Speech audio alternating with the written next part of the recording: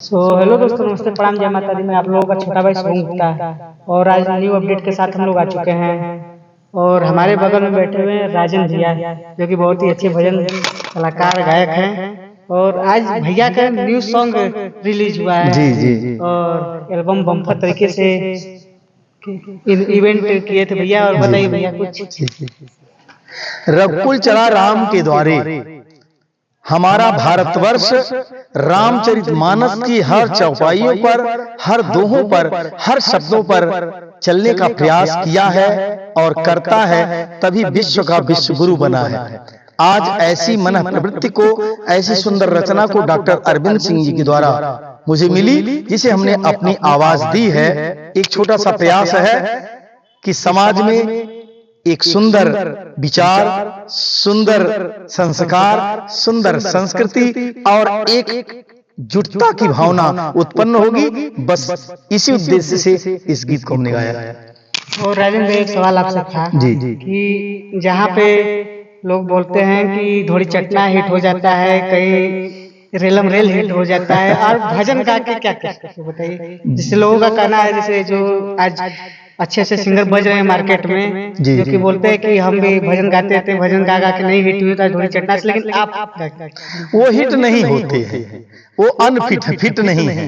हकीकत ये होता है कि जैसे 4 दिन की चांदनी फिर अंधेरी रात, वो कुछ दिनों के लिए, कुछ छंद के लिए आसमान में तारे आते हैं, टिमटिमाते हैं, फिर अंधेरा हो जाता है। लेकिन चंद्रमा एक बार निकलता है तो पूरे विश्व को प्रकाशित कर देता है।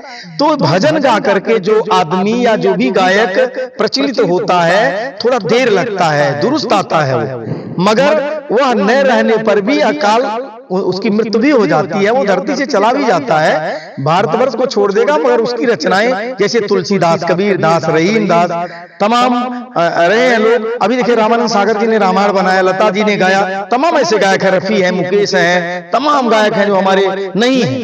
भोजपुरी की बात नहीं, भोजपुरी में बलेश्वर यादव हैं और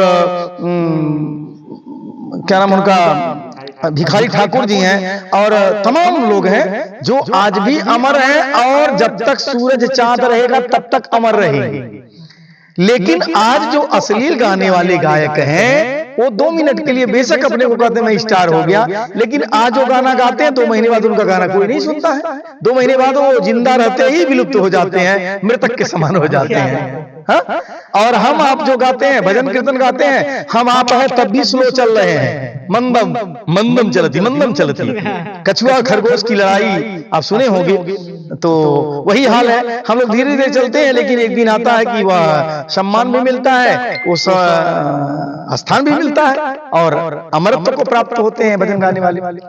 तो हम सभी से रिक्वेस्ट करेंगे कि ये सनातन और संस्कृति की रक्षा के लिए, अपनी सुरक्षा के लिए, अपने सम्मान के लिए, संगीत को बलिष्ठ बनाने के लिए, संगीत तो वह विद्या है कि बरसात करवा दे, तूफान लगा दे, आग जला दे, क्या से क्या संगीत कर देता है। मगर यह अश्लीलता परोसने से आप अपना सम्मान नहीं बना पाते हो। आप आग क्या लगाओगे। भैया, एक तरफ से देखते हैं हम लोग जी कि अश्लील गा गा के लोग बड़े बड़े गाड़ियों से चल रहे हैं, अच्छे अच्छे घर बनवा रहे हैं, गाड़ियां ले रहे हैं, लेकिन आपको शौक नहीं है पैसे कमाने का, गाड़ियां लेने का, आप क्यों भजन में फंसे रहते हैं। जहां भगवत भजन का प्रेम है, भगवान से स्नेह है, भगवान से प्रेम है, वहां तो संपूर्ण संसार आपका है, सारी दौलत आपकी है। उनकी कृपा जब हो जाएगी तो संसार आपका हो जाएगा। और अगर उनकी कृपा नहीं हुई, उनसे प्रेम नहीं है, तो अश्लील गाने वाले कितने लोग ऐसे हैं जो जीवन भर अश्लील परोस कर बटोरते हैं, गाड़ी मोटर बंगला बनवाते हैं, और उनके मरते दम तक, जब तक उनकी अवस्था थोड़ी सी विचलित होती, वृद्धावस्था तक जाते हैं, तब तक उनकी ही संतान उसे बेच के खा जाती है, खत्म हो जाता है। लेकिन भजन गा के जो हम आप बनाते हैं, वह आज भी हम खाते हैं और आने वाली पीढ़ी भी खाती है। कई पुस्त तक चलता है, कई पुस्तो धन खाता है। राजन भैया जी ठीक है, आपने बोला कि भगवान दे रहे हैं, जी जी। तो अभी जो राम मंदिर बनाया अयोध्या में, वहाँ पे लोग बोलते थे कि अभी बहुत सारा विवाद हुआ कि हॉस्पिटल बनना चाहिए, हॉस्पिटल, उस पे आप क्या बोलना चाहते हैं। ये तो एक नादानी है जिसे कहेंगे, यह नादानी है उनकी। जो ऐसा कहते हैं उनका शायद आप भूत देखेंगे और भविष्य देखेंगे, वर्तमान देखेंगे, तीनों बहुत अंतर आएगा। वर्तमान तो कुछ बीत भी गया होगा, भविष्य उनका एकदम चौपट बीतेगा, इसलिए कि जो राम का नहीं वो किसी काम का नहीं।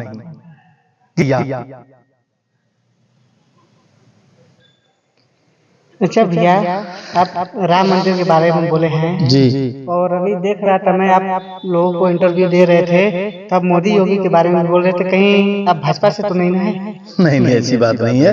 भाजपा देखिए, भाजपा भारतीय जनता पार्टी मतलब भारत के जनता की वो पार्टी है, जो भारत में रहता है उसी की पार्टी है।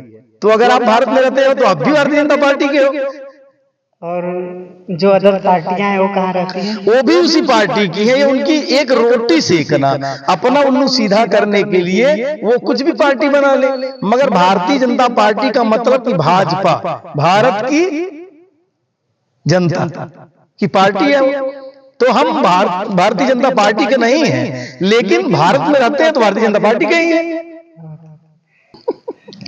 राजन भैया जी, आप अपने गानों से लोगों को क्या संदेश देते हैं? हम संदेश क्या देंगे? एक विचार है मेरा, विचार है जैसे मैंने गीत गाया कि लगन तुमसे लगा बैठे, जो होगा देखा जाएगा। लगन तुमसे लगा बैठे, जो होगा देखा जाए। तो ये लगन है, उनसे हमने प्रेम किया तो कहते हैं मीरा तर गई, शेवरी तर गई, गिद्ध अजामिन न, और कितने लोगों ने, इतिहास हमारा कहता है अगर नदी सत्य है, धरती सत्य है, आसमान सत्य है, तो वह भी सत्य है कि प्रभु है और रचा है सृष्टि को जिस प्रभु ने, वही ये सृष्टि चला रहे हैं। बस ये मेरा कहना है। राजन भैया जी, और आज दिवाली है जी, और दिवाली के बारे में क्या कहते हैं? दिवाली नहीं, हकीकत तो है दीपावली। दिवाली नहीं है, दीपावली है। और दिवाली तो दिवाला से संबंध है, लोगों की एक अपनी मानसिकता है बोलने की, सबकी अपनी सोच है। दीपावली मतलब दीपों का उत्सव। कहते हैं कि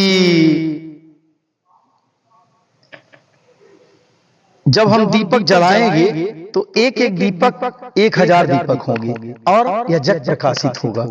तो आज दीपावली का उत्सव हम इसलिए मनाते हैं, हमारा हिंदुत्व इसलिए मनाता है कि घर घर में दीपक जलेगी, और वह दीपक जलाने का मुख्य तात्पर्य होता है कि जिस तरह हम एक दीपक जला करके प्रकाश की तरफ जाते हैं, उसी तरह अपने वंश वृद्ध दीपक मतलब कुल का दीपक, अपने कुल के भी दीपक को हम उजागर करें कि हमारी आने वाली पीढ़ी भी दीपक की तरह पूरे संपूर्ण संसार में भारत की कृति को प्रकाशित करे। और राजन भैया, हमसे मिलकर कैसा लगा आपको? बहुत अच्छा। और हमारे चैनल के बारे में क्या? बहुत सुंदर, आपका चैनल भी बहुत ही अच्छा है, इसलिए कि अपनी मातृभाषा पर प्रकाशित करते हैं आप, और जहां भोजपुरी की याद आती है, भोजपुरी की बात आती है, जो भोजपुरी की एक अलग पहचान है, उस खूबसूरती को आप विश्व तक पहुंचाने का प्रयास करते हैं। इसलिए आपके चैनल के जितने भी दर्शक हैं, सभी दर्शकों से